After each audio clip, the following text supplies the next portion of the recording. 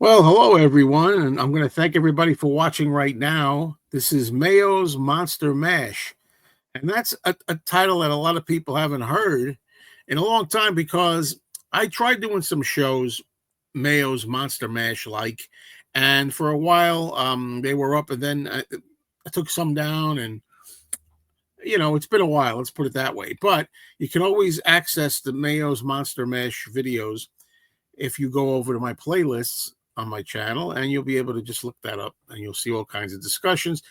And for a long time, I've been wondering if I was ever going to run across somebody else that has an interest and shares the passion for horror movies, the old classics, and other things in the horror vein. And lo and behold, I met this man, and this is kind of an introduction. And it's Aaron Badgley, and I hope I said your name right. Perfect. Yeah. Perfect. I meant to ask you that. So, hello, Aaron. Good to see you here. Good, Joe. This is awesome to be doing this with you. I really enjoyed our other chat we did, and I always love meeting people who love the similar things that I like. So this is so cool. Same here. And just to fill everybody in, Aaron's done a lot when it comes to Beatles related stuff, including solo Beatles, and he's got this book out, Dark Horse Records, the story of George Harrison's post-Beatles record label, the Dark Horse label. And over at my other channel, which is Mean Mr. Mayo, subscribe if you haven't.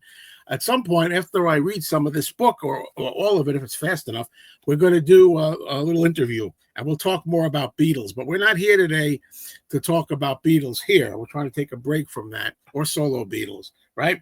We're here to talk about the horror genre, and if sci-fi goes in there, that's very loose to me, Aaron. So I think I'd like to start out kind of like a getting to really know you thing. Yeah. Because when I was doing the Beatles show with him over at Tom Hagnati's live stream on Two Legs, I found out he liked horror, so here he is. And I thought, let's really get to know maybe how you started getting into horror, your earliest memories of liking horror movies. I was saying earlier today, I don't remember a time I didn't like horror. When I was a kid, I think, Joe, you and I are the same age, and I don't know where did you grow up in New York State or Jersey? Where did you grow up? In New York, in Queens, New York. Okay, I'm 2 years older than you. Okay, and you look 10 years younger, so there you go. Well, there's a lot of tricks to that. No, but did you have in your city, like in New York, I used to get Buffalo channels from Buffalo, New York, and they had sci-fi theater on the weekend.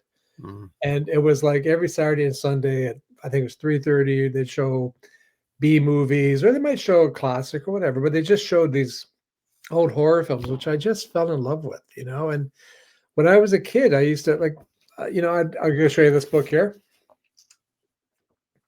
I had a book similar to this as a kid, and I just grew up with it. And my mom loved horror films, and I had an older brother that used to say, "Well, let's go see Tales from the Crypt or some Hammer horror film in the early '70s."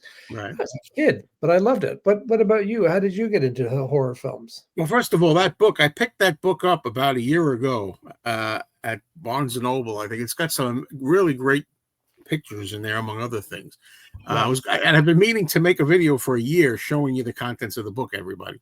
But anyway, my earliest memories, watching the original, Boris Karloff, I should say, Frankenstein on TV. And I'm really good with years and things, except back then I wasn't really focused on years. Now, as I am now, and when I got older, I started thinking. But I've done some research of shows. Like I used to watch in New York. They had a show called Creature Feature that played the universe. And then on the other channel was Chiller Theater, which had the six-fingered hand on it, Chiller with the hand. And it was 2 channels. So, no DVR or anything like that. So you got to pick which one you're going to watch. But I remember watching Karloff. That's the earliest memory I have, Frankenstein. And it was kind of, really? Yeah.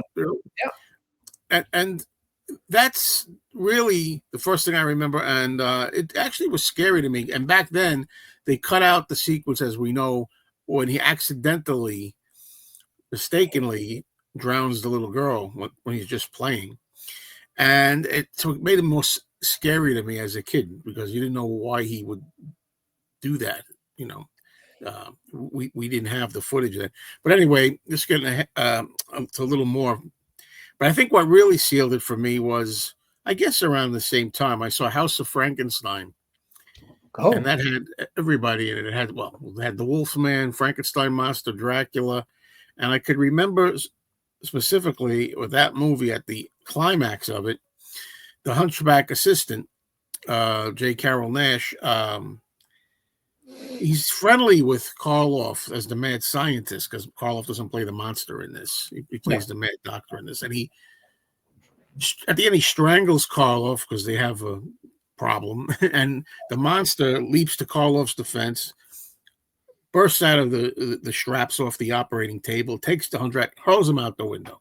And I turned to my mom and I said, I'm confused. Is the monster a good guy or a bad guy?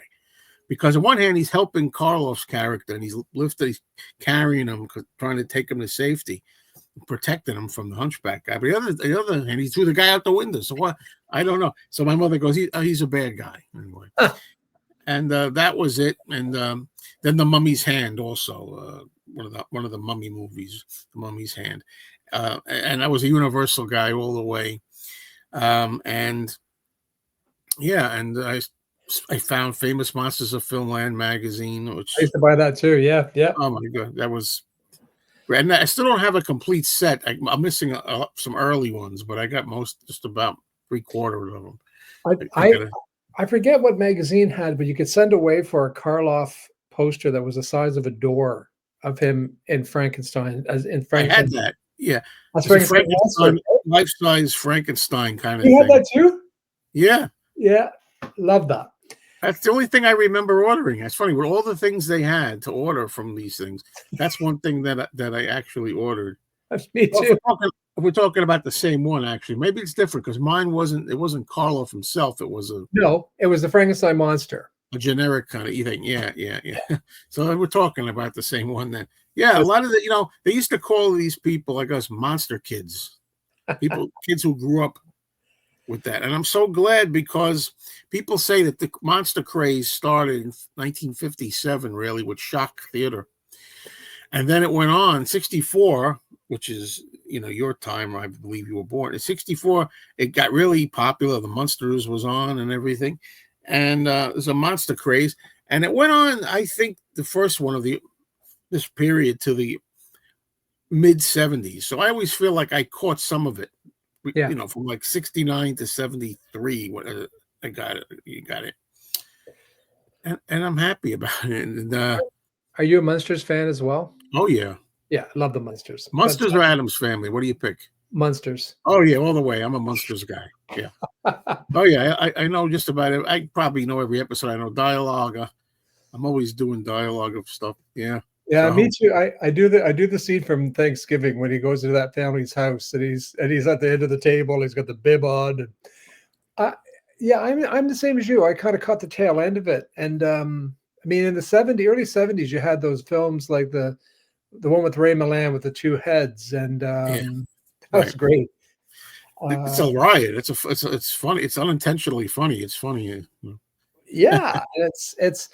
But going back to Frankenstein, what part scared me the most when the first time I saw it as a kid was that one scene where he's standing at the door and there's no music, there's nothing, and they just do 3 quick cuts to show his face. It's brilliant.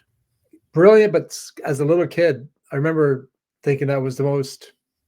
I mean, now it's tame compared to so much is tame. Even stuff from the 70s is kind of tame, or that used to be rough, considered rough.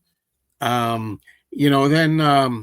I started getting into the actors, Karloff, Lugosi, Lon Chaney Jr. They were my heroes growing up. Did you ever did you meet any of them?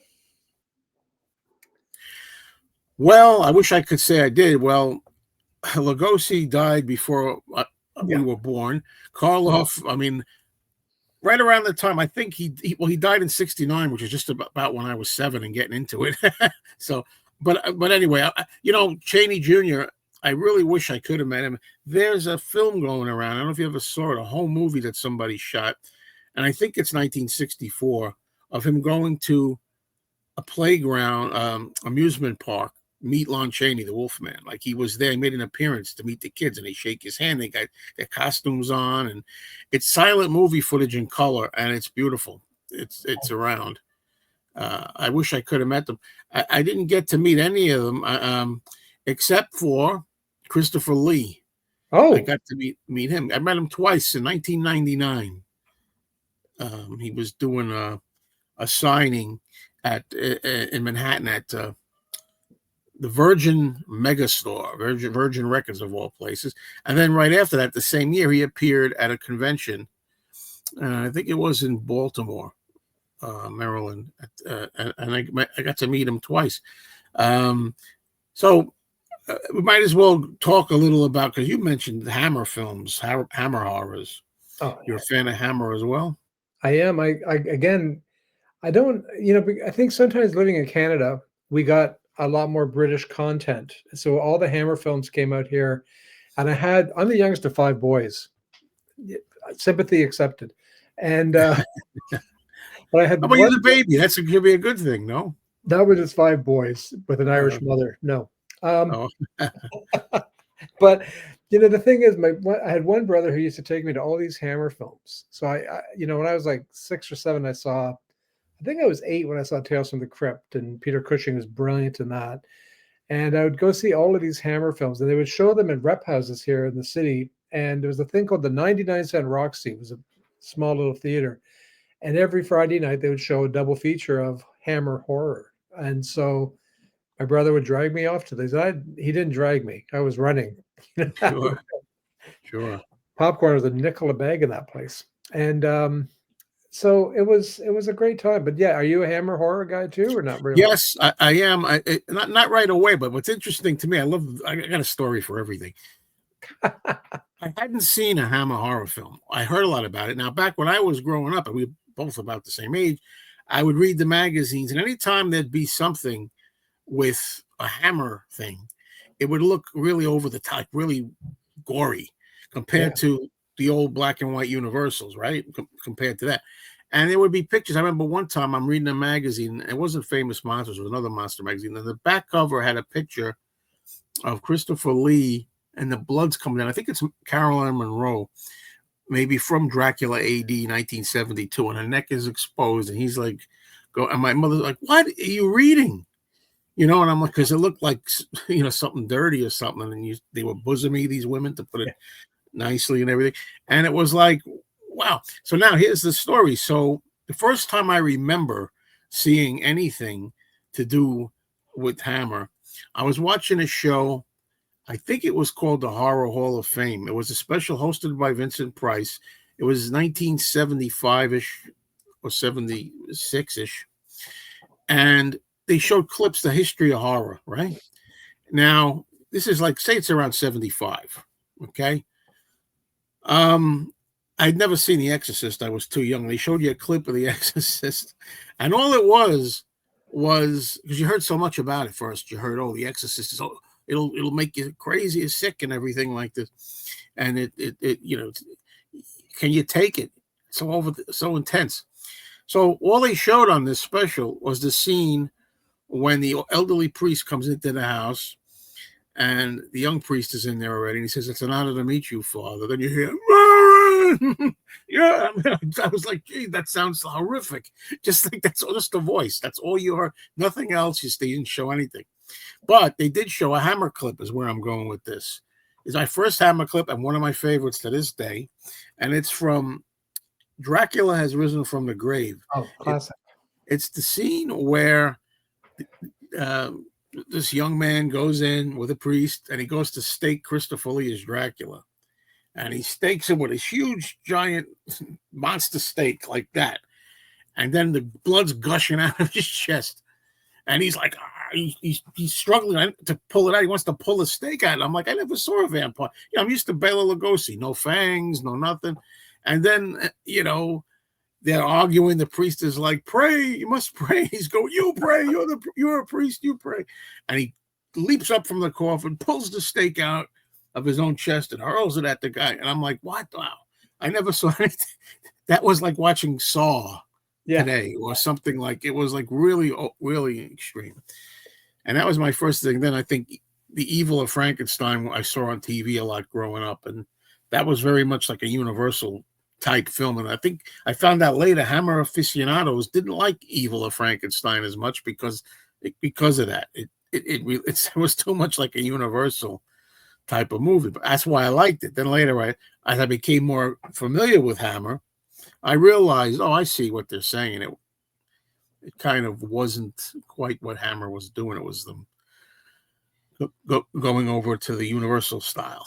Well, I think they were trying to win over the American fans because I think, Hammer changed the horror game. I mean, they really did with the makeup and the over the top blood. But I want to go back. You said about The Exorcist. Can I tell you a funny story? Yeah. When I was 9, The Exorcist was out, and my brother, the one I told you about, he had a friend who worked for a movie theater here in Toronto, so they got me in to watch it at 9. I don't think I slept because I don't like sound. Sound scares me more than visuals, to be perfectly honest. And the sound in that film, I think I stayed awake for 2 weeks. I just was terrified. And it was like, it's just a movie. It's just a movie. I'm going, no, it's not just a movie. well, let me tell you, when it came out, now my family situation was my mother and father got divorced. Mine too. And we see another thing. We wound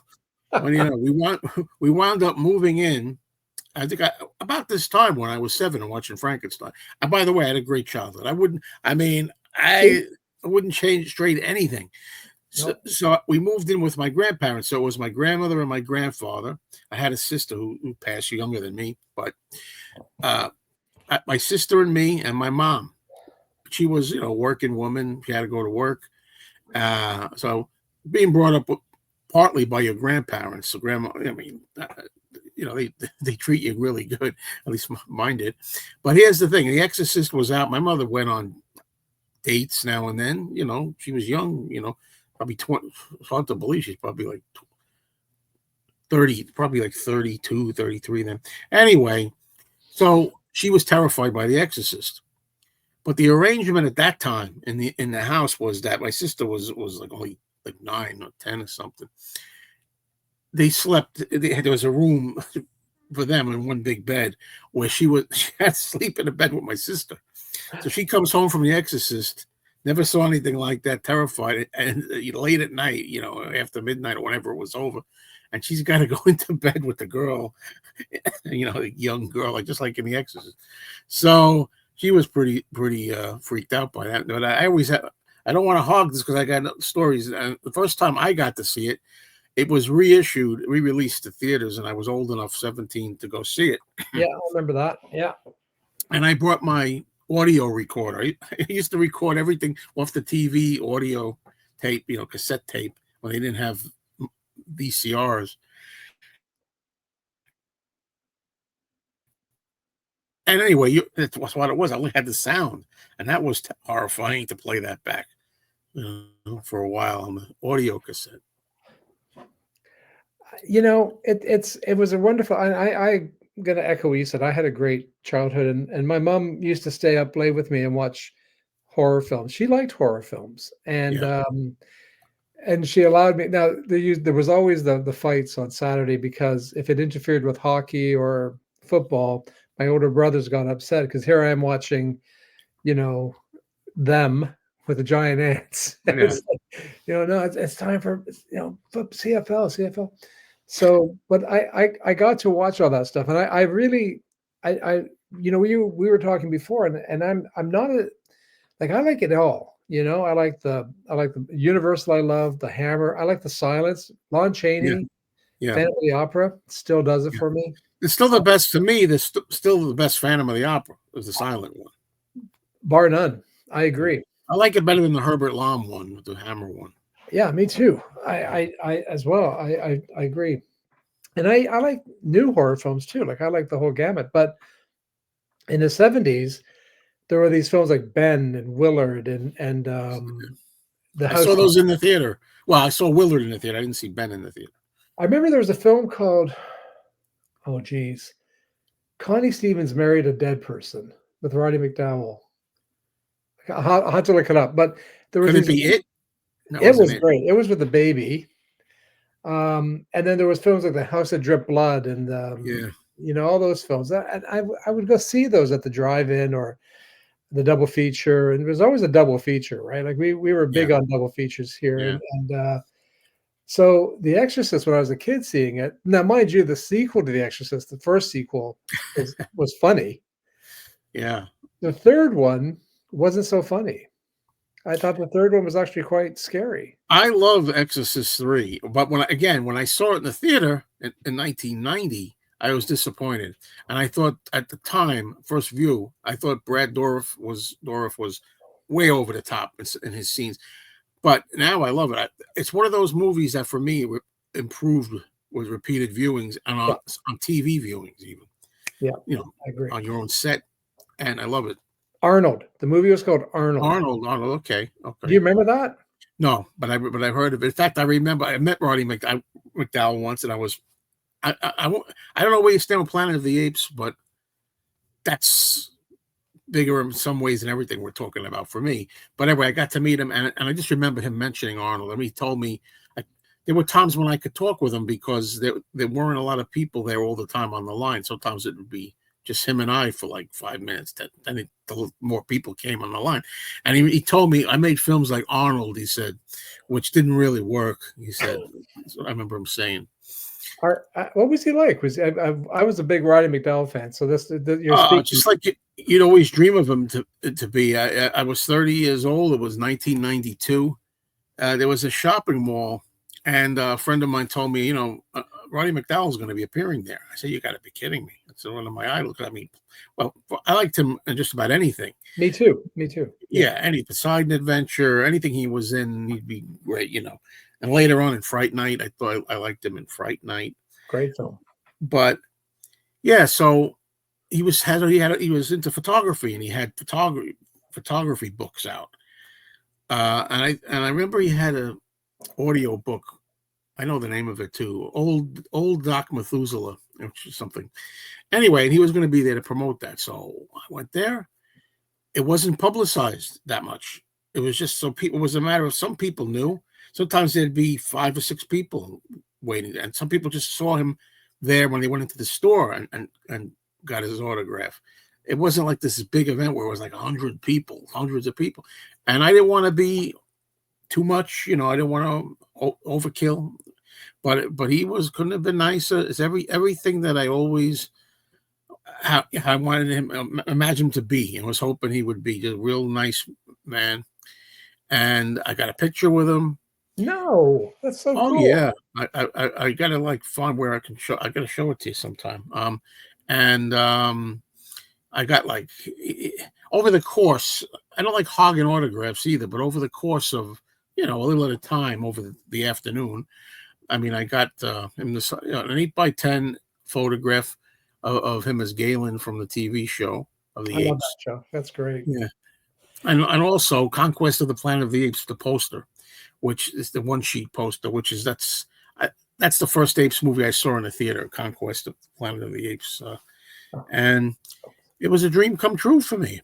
It just was because I got to meet him. He was one of the first that I could think of movie collectors. He before VCRs and tapes, he collected actually like films. He had a huge archive, didn't he? Yes, he did. And do you remember when he got into some trouble? Yeah. As a child, I didn't understand it. It was in the newspaper, and I was like, "Oh man, what happened to Roddy?" So he got in trouble selling them or something, selling copies or something, maybe. I don't know, but I remember I should look it up. I was always a fan of him. I mean, non-horror stuff and horror, and I thought Arnold was actually good. I liked it. Bizarre, and I don't know that it's available on DVD, and I wish it was. There's some films that I've seen, like there was a Bing Crosby film made for TV in the early 70s where he's a doctor, and he was, what's it called? So Mr. Cook's Garden, and he was killing people and burying them in his car. Bing Crosby.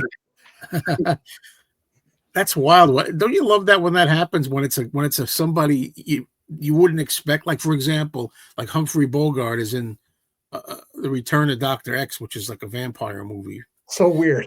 And it's like they had to pay their dues at some point and do those kind of weird things at some point. I love it, love it.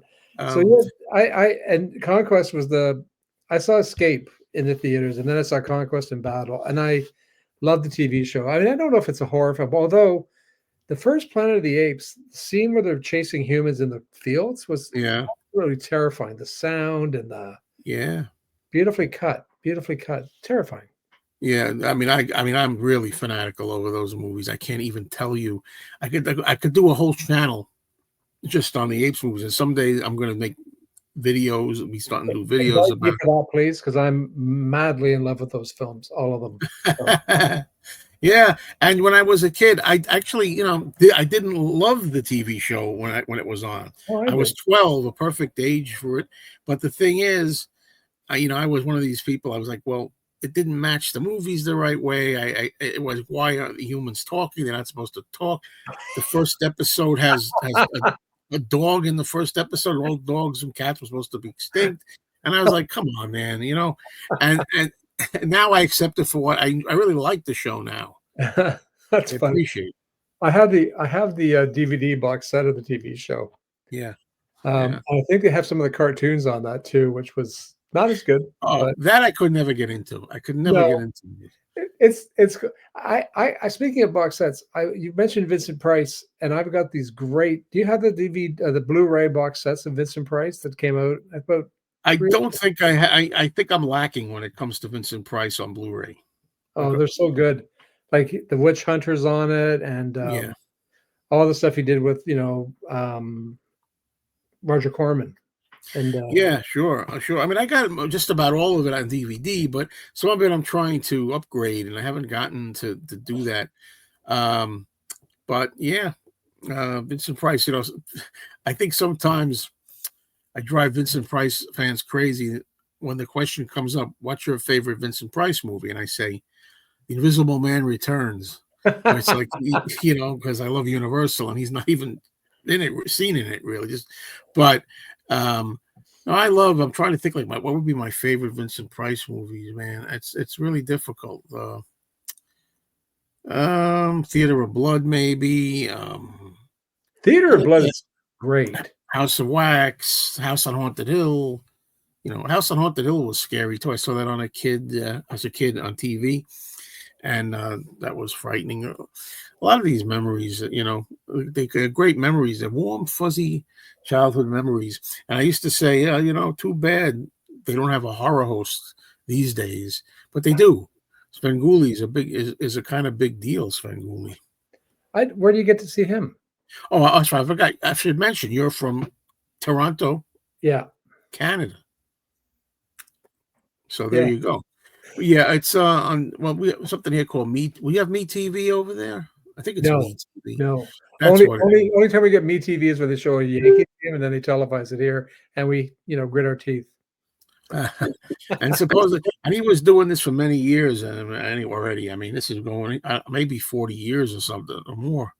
He's been doing this, and it doesn't look that old, but I don't know. Maybe I'm wrong about that, but I'm pretty sure it's a long time. But that's on every Saturday night, and he shows mostly, Universal and Hammer mostly. A few different things here, and he did show Willard once and stuff. But I watch. It's funny, even though I have all this stuff pristine as can be, there's something about catching it on TV like that, even with the host, and in between he's telling you about the movie. In between, it feels like the old days. We had a show here called Magic Shadows for kids, and it used to be on. We had public TV called TV Ontario, and it was hosted by a guy named Elway Yost. His son actually went on to write and direct the first Speed film, but he would take a film and show it over the course of 5 nights, and it was like in half-an-hour segments, and he would talk about the film before and after. And that's how another way I got into old movies. But he was once a month he would show a Universal. He would show the Invisible Man or Bride of Frankenstein. First time I saw Bride of Frankenstein was on Magic Shadows, and I remember my mom crying in that film, believe it or not. My mother actually, it brought her to tears with the monster when he, The you know, Hermit, hmm? the blind man. No, the part when yeah, with the blind man, and it was very sweet until the fire, and then fire. Yeah. But anyways, I digress. I was going to ask you, what do you think of the films of the 50s, like Teenage Frankenstein, Teenage Werewolf, and all those things? Love them. I was I was thinking of those as well. I love for some reason these days I pop on 50s movies more than anything. And there's all kinds of things, titles. I the Neanderthal Man, Monster of Piedras Blancas. There's a lot of 50s movies. I like 50s monster, Atomic Monster, Shocks, Oh, and I all love this those. stuff. And the giant monsters. There's all kinds of stuff. I mean, Schlock, Grade Z. That's the stuff that I mostly want to do on my channel. But every now and then, I put on something like Raging Bull. I talk about the French Connection or something. Then I go back to talking about a 1950s horror movie that nobody's heard of or something, except diehards. It's funny because like my daughter lives in Dublin, Ireland, and they show old movies. And there's a theater there called the Lighthouse, and they show old films. And she just saw the French Connection, but they'll show old horror films as well that she had never seen before from the 40s. She texted me. She goes, "Have you ever seen Cat People by Val Lewton film?" Yeah. Oh yeah, I got the Val Lewton box set, hon. Yeah, I was going to mention that too. I got it written down here because Val Lewton. Those I love Val Lewton films, and I think the Body Snatcher with Karloff I was going to is the best. It's I think it's his best performance, even in these movies, even better than Frankenstein. Well, it's right there with Frankenstein and Bride of Frankenstein. I think it's Oscar worthy a nomination. And you got Lugosi thrown in there too for good measure in that movie. And I love that movie. That's maybe my favorite 1940s horror type movie. I'm not counting the Universals. I always got to stick up for them. But well, the way he said "toddy," and oh yeah, you'll never get rid of me, Toddy. Everybody see the Body Snatcher, and please, as I always say, not to be confused with Invasion of the Body Snatchers, which is good too, which is a good film. But the Body Snatcher, the scene with the carriage at the end is worth the price of admission alone. But yeah, it's creepy. Karloff, I never understood why a film like The Body Snatcher wasn't nominated for an Academy. I mean, horror films generally, other than Frederick March, Right, were not really ever nominated, and it's a pity because Karloff could act. I mean, his expressions were fantastic, and I'm a big Karloff fan. I'm trying to get as many Karloff films as humanly possible, and I love them. I think they're just the Body Snatcher is a good example, and the one about the Greek island is fantastic too. And the title went out of my head. Oh yes, Isle of the Dead. Yeah, I mean, he's great in that. And I watched that like not too long after COVID again. It's like because that's kind of weird. It's about a plague, and everybody's got to wash their hands, and people. I don't mean to go there, but I'm just saying. I recently rewatched this. Did you ever see this movie? I'm gonna like pull the screen up bigger. Okay. This is The Man Who Changed His Mind, but it's also known as The Man Who Lived Again. You know this one? Great film. Yeah. Yeah. Yeah, I love that film. I haven't seen it in a while. I have a collection of Karloff in a box set, and it's in that collection. Yeah. Great I'm film. so glad. And he's really, I got to say, I always throw this in there because I love Bela Lugosi. They call him Poor Bela because he doesn't get the love. But the thing is, they always are nailing him. Here's the part where I defend him, okay? They're always nailing him and picking on him for, Lugosi so overacts and this and that. Let me tell you, Karloff could overact a lot too. He does it in The Invisible Ray, and he does it in this. This is the most extreme, over the top, but in a good way, mad scientist kind of acting you'll ever see in here. Yeah, but a lot of those old actors, I mean, oh my gosh, Joan Crawford could overact anybody. yeah. I never mind overacting, and I got a good example of this. I never mind overacting when it fits. Like, for example, in The Raven, not the Vincent Price one, though. I'm talking about the Karloff and Lugosi one. He's a mad doctor, Lugosi, and he winds up doing all these big theatrics. And one of the characters says, "This man is stark staring mad." I used to say to people, "How do you act stark staring mad?" I mean, that's what he is. That's what it calls for. So it doesn't bother me, or what they call over the top. If the character or the situation seems to call for it, I'm okay with it. You know, it's only if it does seems out of place. And I lost my train of thought on what movie I was going to talk about. As another example where, oh yeah, here it is. Son of Frankenstein with Basil Rathbone. People either love Basil Rathbone in that or they despise him, or sort of in that. I love he becomes unhinged as the movie goes, and his nerves are frazzled. And that's what you want to see. I mean, Yeah. the all the Frankenstein, Bride of Frankenstein, and Son of Frankenstein, they're so great, and you want people to become unhinged because they're dealing with something that's almost incomprehensible. And how could you fault them for that? And I go back to what you said about Lugosi. Lugosi does get a bum rap compared to, say, the Karloffs of the world, because he did do some schlocky B films, but he also did some great performances. And that's my cat agreeing with me. I love cats. But some people say he stole Son of Frankenstein. He was like Lugosi was like the big hit in the movie, like Igor. I'll tell you who overacted and did it really well. Dwight Frye. Yeah, that's what I mean. He's enough in Renfield. Oh, there you go. It's McKitty. Yeah, she's actually 16 years old, but she's still kitten. Yeah. But I mean, he's so over the top as Renfield, but he does it so well. And even when he played in Frankenstein, right? Yes, as the assistant. It's funny because I took my nephew. My nephew, by the time we went, he was about 30 or so then, maybe 30.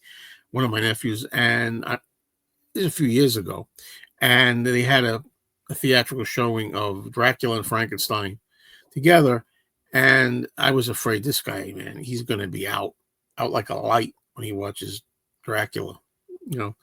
Younger people, some people won't watch black and white movies. I mean, that's not the case with him, but he was like, no, I enjoy Dracula. He liked Dracula better than Frankenstein, which I was surprised at.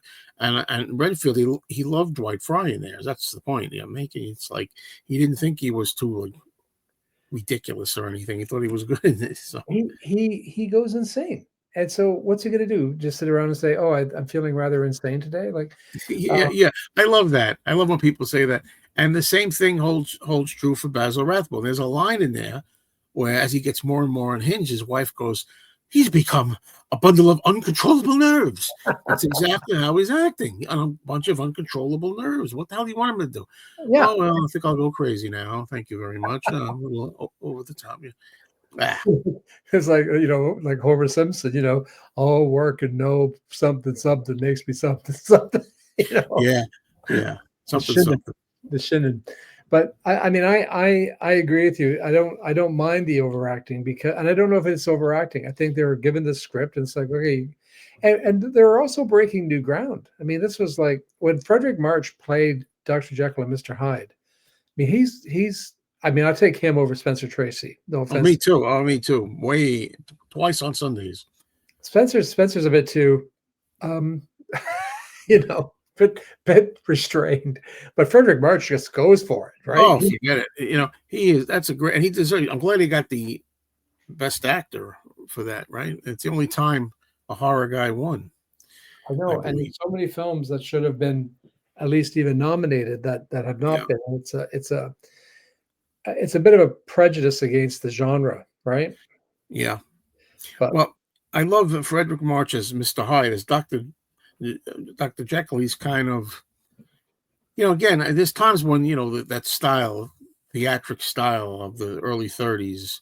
Oh, my darling. Oh, I love you, my darling. That kind of stuff, which I'm fine with, by the way. I don't want to say, I know what period I'm watching and I accept it and I work with it. But I mean, I get that. That's a little bit much by today's standards, but once he's Mr. Hyde, and that still holds up, that movie. That has good stuff in it. I remember my daughter watching King Kong, the original King Kong, with me, and saying, Fay Rakes just needs to chill out a bit. She's being picked up by a giant ape, and he's Yeah, quite. yeah. What, And what screaming through the whole damn thing. I But the mean, thing is, I'll tell you one thing. You'll learn a lot about me as we do these things. It's a or lot you better me, you me. than in Peter Jackson's King Kong when they're doing ice capades, Kong on Ice, and she's doing her act for him or whatever she's doing cartwheels or what. It's like, I know, come on. I mean, I understand what the idea, what she's trying to do, but no, you're terrified. This is a giant ape, grabbing you and taking your clothes off and stuff. This is scream stuff, scream worthy stuff. I mean, I remember I thought it was great that the way that the King Kong's fur would shift. Yeah, And then I learned it was only because the guy's thumb kept getting in the like yeah, moving the creature. But you know what? The other creature, and there was a scene that was cut out originally with the spiders. yeah. I think it's been reinserted, right? Well, I think if I'm not mistaken, it was recreated. Like they tried recreating it, Okay. but I don't think it's been in. Well, the spider, there's one. No, wait a minute. The spider crawls up. No, that's not a spider. It's something else that crawls up. They got the other thing crawls up. Yeah. They cut and the guy cuts it. But the spider in the pit. I think last time I watched the Kong Blu-ray or whatever it was, that they had recreated the scene the best they could somehow, but it's not like restored. Yeah. I mean, my dream is to one day that they find a print of that Lon Chaney film where he's the vampire. London After Midnight. I mean, those photos of him in that looks The fantastic. photos are good. Now I've heard, because I can be a little rough here. I've heard that it's like, it's not all that. From now, I guess Forrest J. Ackerman from Famous Monsters, you saw it in the theater. He saw those silent films in the theater, and but definitely those pictures are great. Somebody did a restoration of that. Did you ever see? They had some feature once where they took all the stills and made like the movie out of it. They showed it on TCM, which October is my favorite month because TCM shows all these old films. Yeah. And I'm the happiest man. Yeah, I know the feeling. I'm like you, Joe. I have the DVDs and the Blu-rays, and I can put them on whenever I like. But there's something about watching them with a host and on TV. I grew up watching them on TV. Yeah. And my memory of watching these films is they weren't so pristine. There were a lot of lines, and you'd see the little circle at the corner when time to change the reel and all that. And I love that. That to me is how I grew up. It's like, not to talk about the Beatles, but sometimes it's like the old Capitol records sound better than the new digital. Yeah, I'm a fan of the Capitol records because I grew up with them. Me too. So, me too. And so it's the same with horror films. Like I grew up watching them on. We didn't have cable. We had antennas, and sometimes it was a bit snowy, the picture. Sometimes there was 2 Frankenstein's monsters running around. yeah, right. And we didn't know anything else, so we were fine with it. Yeah. And now it's amazing. You get people, I'm going to upgrade my Blu-ray to the 4K now. I want to upgrade. It's like, we get spoiled in a way. I mean, when we were kids, right? I'm guessing you feel the same way. If we could have even conceived of the idea that there'd be these little shiny discs, I happen to have one that I'm going to throw away here because something like this that you could put in there and watch any movie anytime you want. If we get off here tonight, if we wanted, we just talked about Teenage Werewolf and Teenage Frankenstein. We could put those on, even though actually no, because Susan Hart, who owns these movies, will not let them be released. But I got dupes of them, so it's all right. I'll give you a call later.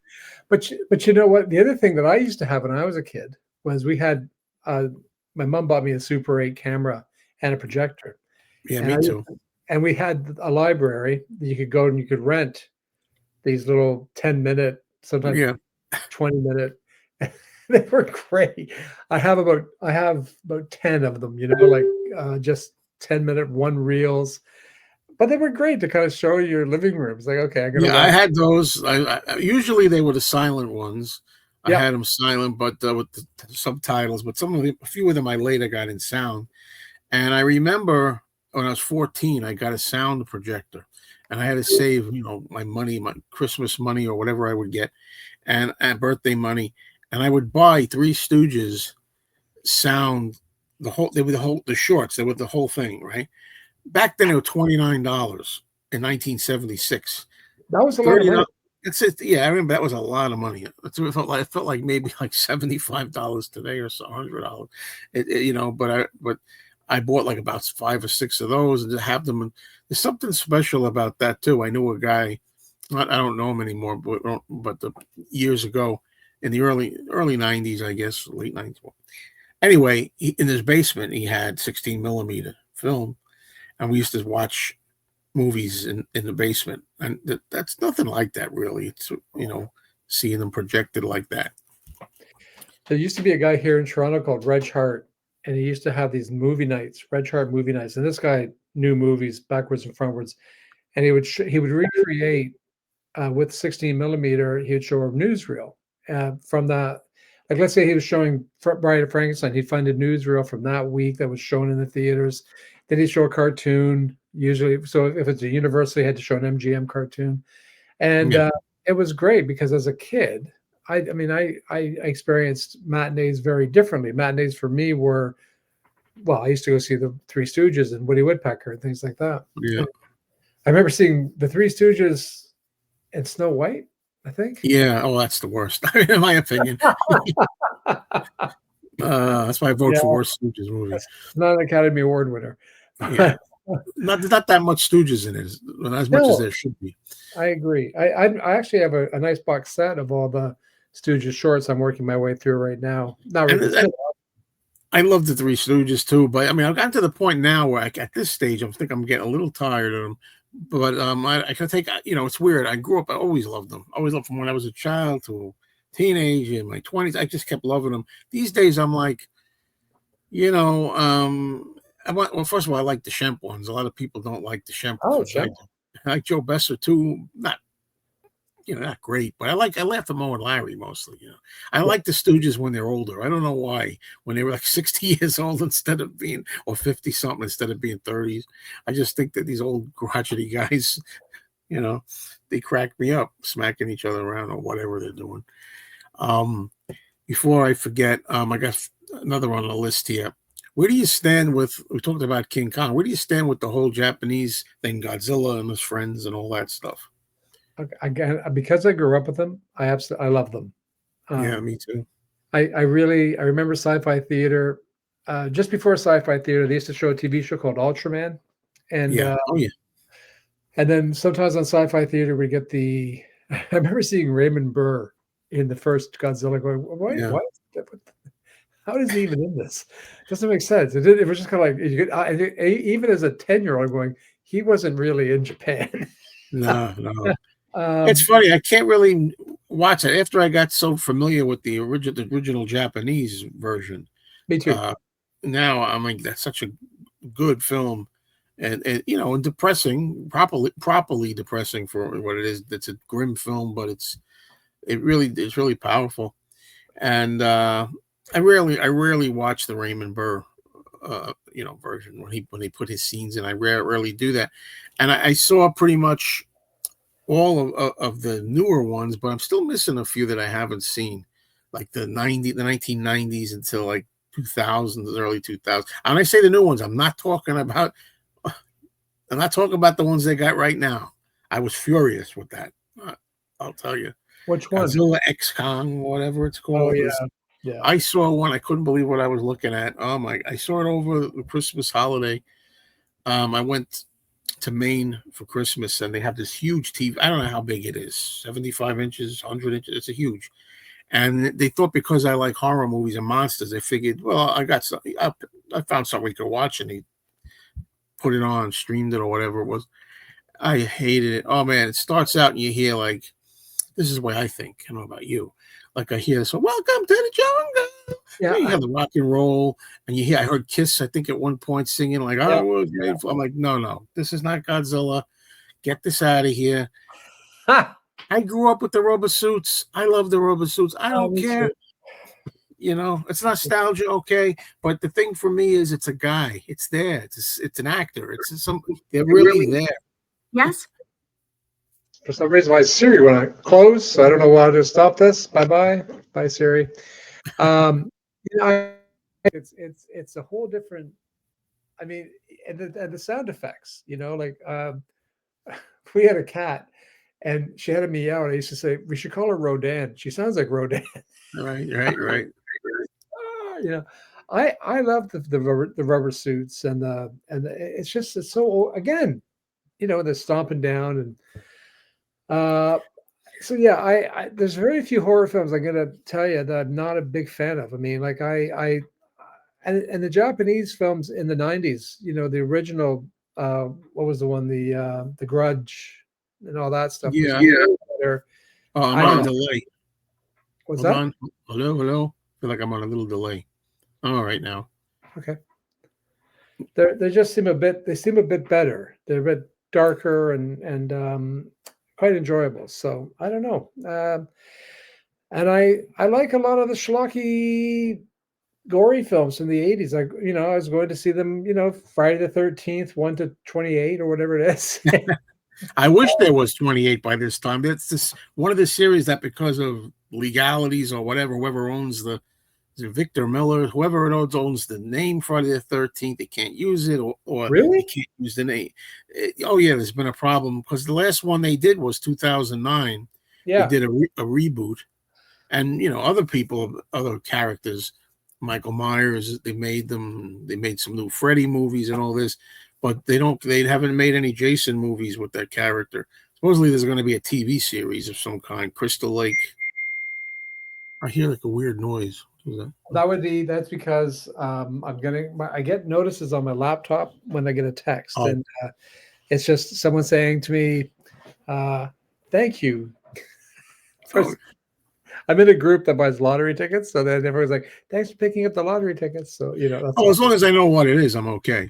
Because I Yeah. didn't know what it was from outer space or something, some aliens or something. But It came from outer space. yeah, That's it's another. I saw that in the movie theater, not originally. I saw that with in 3D in the 70s.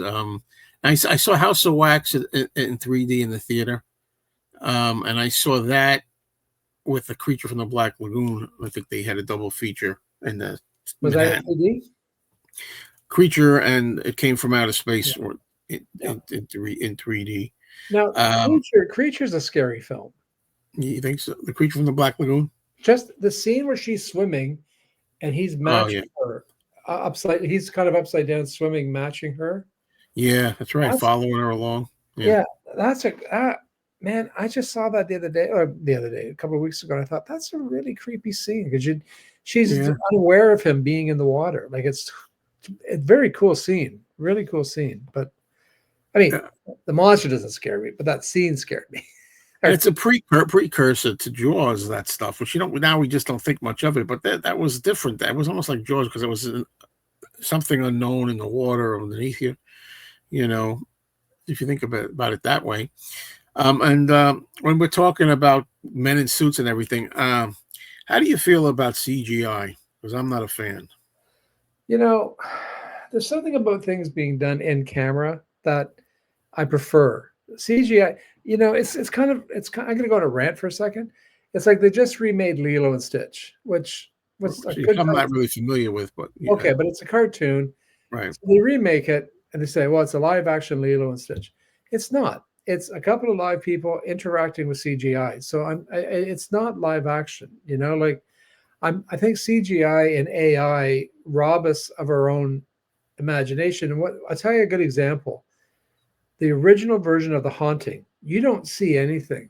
It's all sound, it's all suggested, but it's so scary. The original Haunting, Yeah, when they remade it and you saw everything, I was like, okay, and it was all CGI, the portal right. to hell and all that. You're like, okay, stop. Well, if But I threw out a movie title, I want to know what your opinion of it. okay, Honest opinion, okay? yeah, If you saw it, the 1999 Brendan Fraser, The Mummy. I saw it. What do you think? I thought it was fun. I hated I thought it. it was fun. You know what? I thought it was fun. I didn't go see the other ones after it. Yeah. I thought it had nothing to do with what the Mummy should be about. The only reason I mention it is that because that's a good idea if you want to know the kind of movies I hate. And it's funny, that's 1999. They're still doing that in Oh yeah. 2025. Same thing, nothing's changed. Where I was watching it, it was all comedy city. I remember from one view, I remember bookcases fell down like dominoes. It was like a Yeah. comedy, and I remember some guy going around in a trance like Imhotep, Imhotep. It was a joke. They made it like a joke. Yeah. I It was forget how they did it. And not Karloff here. It's not Boris Karloff. It's some bald guy who opens his mouth a mile wide like that. Cartoon. I'm sorry. I don't get it, folks. I don't get it. But it doesn't mean that horror can't be funny, because when Abbott and Costello did the ones with Karloff and Meet Frankenstein and all that, they're great. They're funny. Oh yeah. I mean, they're great, but they're supposed to be funny. Whereas The Mummy, You got it. I didn't know if they were trying to be funny. They were trying to be sticky. Yeah. I don't like CGI. It doesn't do a thing for me. It doesn't scare me. It doesn't kind of throw me. I remember are they called scarabs or something? Yeah. And I'm like, I can still remember from 1999, folks. I could remember this. That's how offended I'm like, come on, it looks like cartoon time with these things. But I only mentioned that to give you an idea. And you mentioned about they can be funny as well. Here's the thing. I always tell this to people with my opinion. It's all it is, my opinion. That I don't mind, like you said, horror comedy when it's Abbott and Costello. It's supposed to be funny. It's a satire or it's a joke. But when I'm not a fan of, and I know everybody loves this movie, An American Werewolf in London. I remember that being corny as hell. I'm like, why is it got to be silly? Or what's that other zombie movie, Return of the Living Dead? Brains. I'm like, look, give me George Romero and Night of the Living Dead over that. No joking. I wasn't a fan of American Werewolf in London. Really? No, I wasn't. I saw it in the show, and I don't know if you get this, Joe, but it's like people go, "Wow, you love horror. Come on, let's go see this horror film." And I'm watching, like, this isn't a horror film. I don't know what this is. I don't like it. And there's a lot of those films that came out that I wasn't. Sometimes there were remakes. I wasn't big on Peter Jackson's King Kong, for example. I thought Me either. Jack Black was completely over. Like, just stop. Please stop talking, Jack. Please, I beg you, for 5 minutes. 5 minutes, just stop. Yeah. I didn't mind the one with Jessica Lange. It's funny. When I was, I'm big with the years. I think I was 14 when I came out. Same thing. I was watching it, and I'm as a 14-year-old critic. I'm sitting there, and I'm like, this is outrageous. This is sacrilege. At the time, because these days I enjoy it a lot better these days. But at the time, I just remember her like saying, "Choke on me! You want to eat me? Go ahead, eat me! Choke on me!" Oh, my son, I'm an Aries. I bet you're an Aries, huh? I'm like, and I was 14. I'm like, come on with this, and that's how I felt. Even then, I was like, take it seriously. Stop the gags. But now I'm okay with it. Well, yeah. I'm. It's always scary. It's like, we're like brothers from the different mothers, because I was sitting in Toronto having the same reaction as you were in New York. But I don't think 10 years from now I'm going to watch the Peter Jackson one and kind of go, it's not so bad. I don't have the patience anymore to kind of sit through, because I didn't like it when I saw it. I thought, I'm a Lord of the Rings fan. Which I'm not familiar with, believe it or not. I've never seen it for them. And I like the Peter Jackson films. But after that, he kind of went. I like what he's doing with the Beatles, but I'm not wild about. That's another movie I remember not liking, Dead Alive or Brain Dead. That's one of his movies. It's got 2 titles, and I don't like the bits I've seen of Evil Dead 2 and Army of Darkness. It's like it's all, everything's taken as a joke.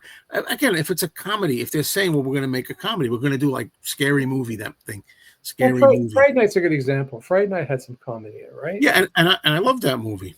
It works to me. It works because there's also, some legitimately scary bits in the film, and there's some really funny bits. And it's like, okay, you haven't decided where you want to go with this, but it's still working. I agree with you. I think things like Evil Dead and Evil Dead, I haven't seen the TV show. I've seen Evil Dead 1, maybe 2, maybe.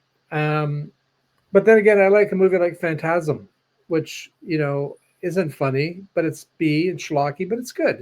Right. It's got a I good. remember seeing that on cable the first time, and I thought this the stuff with the sphere is Yeah. so cool, going down the hallways and everything, and getting into the guy's head and everything.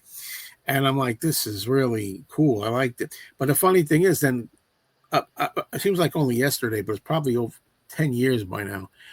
I dug that out on a Halloween to show people. I figured this would be a good Halloween movie, and it laid a bomb or whatever. It laid an egg.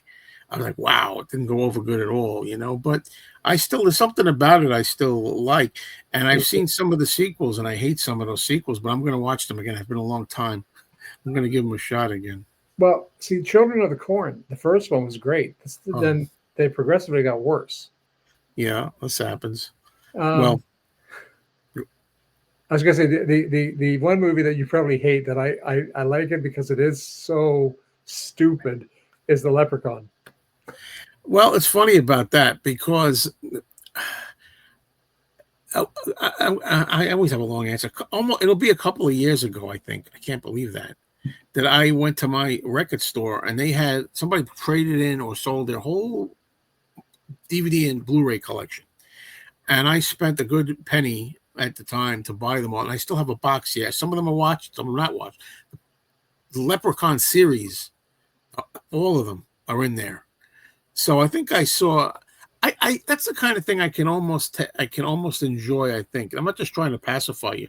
I think I can almost take that tongue in cheek with the little leprechaun guy. That's what I did. Like it's so stupid that it's but there's no CGI in it. It's just it's a silly movie and I enjoyed it. But those old movies in the 70s and the 70s and even in the 80s, they didn't need the whole over the top CGI where you're kind of going, I don't even know what I'm watching at this point. Like, okay, I'm going to be controversial here. I'm not a big Marvel guy, and I mean they're okay, but I wouldn't go out of my way to watch. Now I can't even follow them because I haven't seen half of them, so I don't know who the hell. No, I'm not into the movies. I was a Marvel Comics guy. Me too. As a kid. Yeah. But I don't watch the movies, and I don't feel like I'm missing out, And I saw one of them. What is it called? The Multiverse with Spider-Man. I don't know if Doctor Strange was in that one also. And I was like, wait a second. Just they had all the different Spider-Man, like all the different actors. And I'm like, no. This is me with my understanding of it. I said, just because other actors have played the character, it's still the same character. And it's not like there's different Spider-Man guys. No, there's one Spider-Man played by different actors. So I'm like, I don't like that. It would be like having a James Bond movie with all the different James Bond actors. I'm like, oh my God. But so there's that. Marvel. It's funny. I don't follow those. I can't take them, and they're not serious either. I mean, a little joke here or there, fine. Spider-Man used to crack jokes. That's comic relief. I've got no problem with. Comic relief is needed in some of these movies, but when they just don't take it seriously. Now, for example, Planet of the Apes, Tim Burton. I waited forever to see that movie. I waited 30 years for him to make another Planet of the Apes, and that's what Tim Burton gave us. I was again furious. It was a joke. Just he got an ape going to bed, taking off his toupee, go to bed. He takes out his false teeth, puts it in a glass. I'm like, this is not Planet of the Apes, man. This is a joke. Dr. Zayas didn't take out his false teeth, take off his toupee. Whatever. And then there was something they were having like sex or something, and the female ape is like jumping up, going, ooh, pulling in the chest and jumping around. Like, I've seen outtakes of this where they're shooting the movie where Tim Burton says, cut. And then he goes, and I'm like, Tim, this is not a joke, man. Yeah, well, listen, I tell you what else is not a joke is the sequel to Beetlejuice. which I never saw the first one. Can you believe it? The first one was okay. We were flying, we're visiting my daughter in Dublin, and you're on the plane. And, I've never seen the second one, so I'll watch it. It was like, I can't. It's so bad. Yeah, I heard mixed things about it. I think as we're over an hour. I think I'm just gonna touch upon before we go. We should really talk about you were mentioning it a little bit, the slashers, Halloween, Jason, Friday the 13th, Freddy Krueger, all that stuff. You're a fan of these, right? Oh yeah, I really do. I don't even mind Rob Zombie's Halloween reboot. I didn't mind it. I thought it was a different spin, but I mean, nothing beats the original with Jamie Lee Curtis and Mike Myers, and then the second one. But I love it. What was it called? When a Stranger Calls. Great film, really Yeah. good film. Um, Nightmare on Elm Street. Those are kind of the new classic horror films now. I And that's mean, again too. Freddy became Don Rickles, so well, that's true. Yeah. after a while, I wanted Jason to kick his ass, and I waited for that Freddy versus Jason movie forever. It seemed couldn't get a script, and they couldn't get 2 studios. I think finally they did, and then they still couldn't get a script. And I like Freddy versus Jason. As far as the Rob Zombie Halloweens, don't like them, but with the first Halloween, I think I remember because I only saw it in the theater. I think I remember I liked the first half with the troubled kid. That me too. Came in note for note dialogue. It seemed, if I remember right, of the original. And that's what I was referring to when I said I liked the spin he initially took on it. I thought the first half was brilliant. The second half was meh. And I didn't see the second one. I didn't have any desire to. But the second one, what I remember about that is I think that wasn't the character also called Laurie Strode in there. Yeah. I remember saying, and I've never talked during the movies. I don't have distractions. I hate when people do that. But one time I'm watching it, I'm going, this is the heroine. She's the one you root for. And she's cursing, and she goes, F this, and she's got like a dirty mouth. Finally, I said, "Will somebody kill her, please?" I remember saying that because I thought the audience that particular show we could handle that. They could handle it, and I'm like, in other words, and my wife at the time, because I was telling me, stop, and I'm like, that's ridiculous. I couldn't stand that character. I'm supposed to be the one you root for. I was like, you're obnoxious, Well, I applauded when Paris Hilton got killed in the remake of House of Wax. I remember liking House of Wax for some reason. She was annoying though. She was. That was I don't remember what happened with it. That's so funny. That's a movie that I liked enough at the time. That's 2005. It's 20 years ago. It was last week, as far as I'm concerned. Right, exactly. That's what's frightening. And I actually bought that DVD and I never watched it. Still 20 years. But I remember thinking it wasn't as bad as I feared, that one. That's just my personal opinion. But what else before we cut this? I want to get all these points out. The slashers and everything. What was I going to say about that? Oh, I can't remember. The Saw films. How about the Saw? You said you saw the first Saw film and you liked it, right? No, I've seen all but the most recent, actually. Oh, right. That's right. You said that. Yes. Yeah, I haven't seen the most recent one is the best one, even better than the first Saw, I think. Well, I've heard really good things. You know what? I got to find a good Blu-ray or DVD of it because I'd like to see. I've got all the other ones on. I don't know if half on Blu-ray, half on DVD, but I'd like to. I'm a fan. I like. So I think Saw has some really clever writing in it, and the twists. And you said earlier about who's the good guy. You never know with Saw. Yeah, I love Saw. And that's why I try to get people say, I don't like gore films. I'm saying I understand that, but listen, the story here, like the idea of Jigsaw and what he's going through and why he does what he does, it's got a method to his madness, and it's actually to try to help people and stuff. Yeah, and I like that whole angle. I was very surprised in the first one that they had this interesting story and his motives and everything. I thought made it interesting. The first Saw. Then I watched them all, but I think I didn't see the last two. I heard the one with Chris Rock. Is it? I heard that was awful.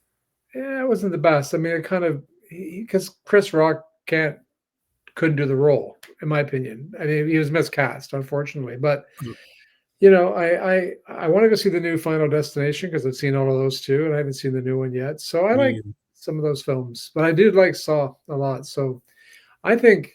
I'm going to be presumptuous here. We have a lot to unpack over the next few episodes here, Joe. Yeah, well, I don't even know where to begin. We could pick one topic and just go with it. I just wanted to, get a general idea. I can see you like all of it. I was thinking to myself that there's some actually like movies, new movies within the last couple of years that I'm like, I'm surprised they're good. I mean, I thought horror was making something of a comeback. I liked the movie Smile. The first Smile I liked. I didn't like the second one. I haven't seen it. And I like Thanksgiving. Thanksgiving was like a nod back to the 70s and early 80s slashes, and it's done perfectly. Taste with that, it's done taste. Just, I mean, for a slasher film, it's done the way it should be done. It's like There was a film I saw, and I'm terrible with titles for the newer films. Kind of the late night talk show Devil's a Day. Anyway, that was a good film too. There's a few new ones that are actually quite good. Although it wasn't really a horror film. Heretic was great, I thought. I don't think I know that one. So there's a few new ones that are good. And where do you stand with Art the Clown? Have you taken that ride or no? Terrifier. Art the Clown, who's the killer in the new series Terrifier. We don't even get that here. But those are the movies. They must get the Terrifier movies. Terrifier 3. Let me tell you something. This is a crazy clown named Art the Clown. And let me tell you, these are the goriest freaking movies about, especially the last one, Terrifier 3, which they're going to be up to 4 now. Terrifier 4. I don't even. You caught me off guard because I don't even know them. I mean, in terms of horror films, sometimes we don't get. I like. My daughter lived in New York City for many years, and she would say, "Well, have you seen this one?" I said, "Honey, it's not even out here, so I don't know what you're talking about." Well, somebody could tell. Well, too bad we're not live. Somebody could tell us that what happened with the Terrifier movies. I think the first one that I don't know if they made theaters or not. All I know was three, the last one, had a huge freaking release, and I don't know what to say. Do you have them on DVD or are they on Netflix? Yeah, they're on DVD and Blu-ray. And I think 4 is going to get a big theatrical release because they're getting more and more popular. But it's really, you got to be in a gore for gore's sake kind of mood. This guy and you talk about humor. This particular clown, like he does things, and then he'll do some heinous stuff, and he'll sit there and he'll be like he's like. And it's chilling the way he's like a little kid, the clown. Everybody knows who I'm talking about. If you've watched it, you know what I mean. I feel like an idiot, but those who know what I mean. I'm going to go on Amazon right now. Not for everybody, that's for sure. And I think that they've gotten better. Terrifier 1 is the weaker, and 2 is better. 3 is even better. So they get better as they go along. If you like gore movies, like as I always say, Aaron. When I'm ready to let my hair down and check my brain at the door, I like Val Lewton better. I like Karloff and Lugosi and Hammer, but once in a while, I don't mind a good gore film. Me too. And they're on sale on Amazon here in Canada. So you know what? I might order me a couple. Although remember, I'm telling you first, give it a chance to get to 3. I mean, 2 and 3 are the character of Art the Clown. It is captivating because he's so silly, like a clown should be, but yet the things he's doing are like sick. And that's all I could say for that. So I think so we've been an hour and 15 for the first time here, and I mean it went by fast because I had a great time talking with you. I did too. I love talking horror films, so I hope we do this again, Joe. So let's do it again. Yeah, because it's funny. Half of me is like, you don't want to be too pushy. And then you get a guy that maybe is like, no, be pushy. I want to do more. Yeah, so you don't know. Push. No, I love this stuff. I don't get to talk about it a whole lot. I have one daughter that likes it, and one daughter that hates it. But she doesn't. It's not the same as talking to you. That's we've had the same experience with the TV and the old movies and all that. So yeah, I'm in, man. I'm in. All right. So we'll talk, on the side about what other ideas we have.